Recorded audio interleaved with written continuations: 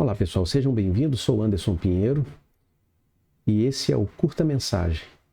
São mensagens curtas, poucos versículos, o que basicamente é a parte de uma mensagem maior, mas que trazem insights, que trazem coisas para a gente poder pensar e buscar a Deus. Hoje nós vamos tratar do Salmo 20 e nós vamos falar apenas do verso 7, onde Davi diz assim: uns confiam em carruagens e outros em cavalos, mas nós nos lembraremos do nome do Senhor nosso Deus. O que acontece? Davi, ele assume um reino já dividido por natureza, né? já no seu início. Uma parte do povo do lado dele, uma parte do povo do lado de Isbosete, filho de Saul. Já não era novidade que grandes guerras seriam enfrentadas. E a grande questão do povo de Israel naquela época, especialmente nesse período aqui, é que povos como o Egito e os sírios, eles tinham grande tecnologia de guerra para a época.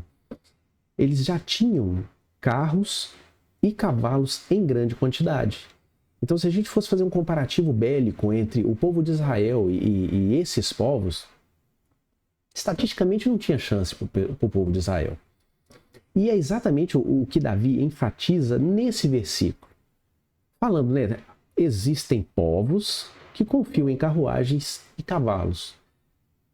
Como Israel era basicamente infantaria, homens de pé, o que ele diz? Né? Mas nós nos lembraremos do nome do Senhor nosso Deus. O contexto histórico é basicamente esse. Agora, o que isso diz para nós? É meio clichê, né? É meio óbvio, mas eu acho que vale a pena a gente fazer um comentário. Aqui é a velha situação, como se você tivesse, né, aquela batalha que Davi enfrentou Golias. Né? Davi pequeno, um povo tecnologicamente para trás, né, contra um povo numeroso e tecnologicamente, falando em tecnologia de guerra, avançado. Chance humana, estatística, praticamente zero. Mas a grande questão não é confiar naquilo que se tem, mas é confiar naquele que está do nosso lado. Davi pensava assim. E não era só algo teórico, algo só para poder...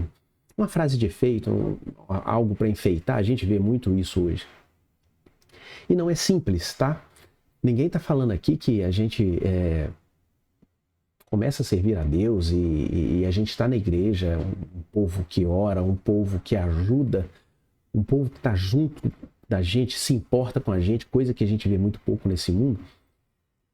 Mas muitas vezes a gente passa por situações exatamente assim. Se a gente for olhar o que a gente tem em relação ao que a gente está passando e qual é o nosso poderio, qual é a nossa força, ou o recurso que a gente tem diante do que a gente está passando, não tem como vencer. Ou é extremamente difícil. Agora, a grande questão é assim. Se a gente confia no que a gente tem, para que serve a fé? Ah, mas é muito fácil falar, Anderson, quando você está numa situação boa e alguém está na situação ruim. Quem está na situação ruim tem muita dificuldade. Ninguém aqui está falando que é fácil, ninguém aqui está falando que é simples. Seria loucura falar isso. A grande questão é que não é para ser simples, porque a mente de Deus não é simples. E pobres de nós se acharmos que nós vamos entender a mente de Deus. A primeira coisa que a gente tem que entender é que ele é soberano, é ele que manda. Né? Então, quando as coisas acontecem, tem a mão dele. Não adianta, sejam boas ou ruins. E a gente precisa entender isso, a gente tem que entender isso. E o que Davi declara aqui no verso 7 é só isso. Eu não tenho condição, a minha condição é pouca, a minha capacidade é pouca, né? O meu recurso é pouco.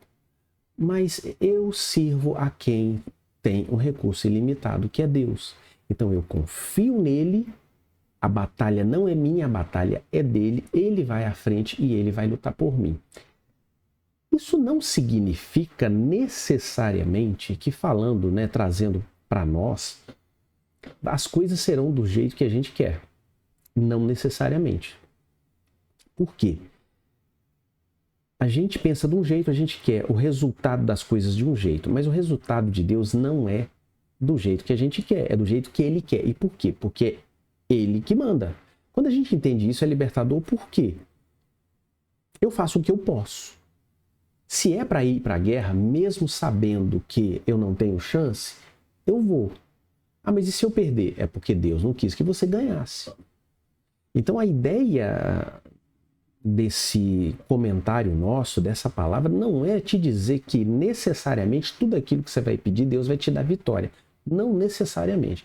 O que Deus vai te dar é algo que é importante para você, porque Ele sabe disso e é a vontade dEle. A gente precisa entender isso. Ninguém está falando que é fácil. A gente tem momentos difíceis, a gente tem momentos que a gente fica pensativo, tá? É muito fácil falar, mas é porque você não tem fé. Tá. Todo mundo é ser humano. Então, fé a gente tem. E fé é o que faz a gente continuar. Mas a gente tem momentos que a gente fica tenso e a gente fica preocupado e a gente reclama com Deus. Mas o grande lance é esse. Você reclama com a pessoa certa. Reclame com o seu Deus. E Ele vai fazer aquilo que é a vontade dEle para você. E tenha a tranquilidade de aceitar. Fato é, Deus normalmente tem o melhor para nós. Por que normalmente? No plano dele, ele sempre tem o melhor para nós. Mas para nós, muitas vezes o que nós recebemos, para nós não é o melhor para nós. Agora, você como vaso vai reclamar por ler e falar que ele está te fazendo errado? Não faz sentido, né? Então entende uma coisa. Se a barra está pesada, se está difícil, entende que você está entrando numa guerra, mas a sua chance de ganhar é boa. Porque você tem do seu lado quem pode todas as coisas. Mas e se você não vencer essa batalha?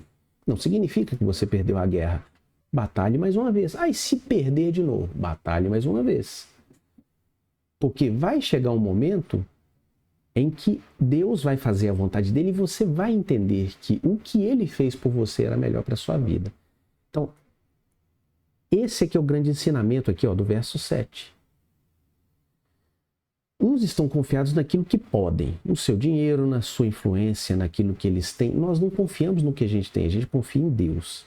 Ninguém está falando que é fácil.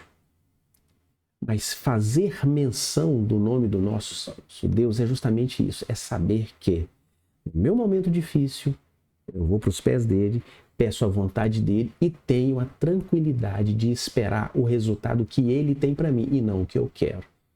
Até a próxima, pessoal. Ficamos por aqui.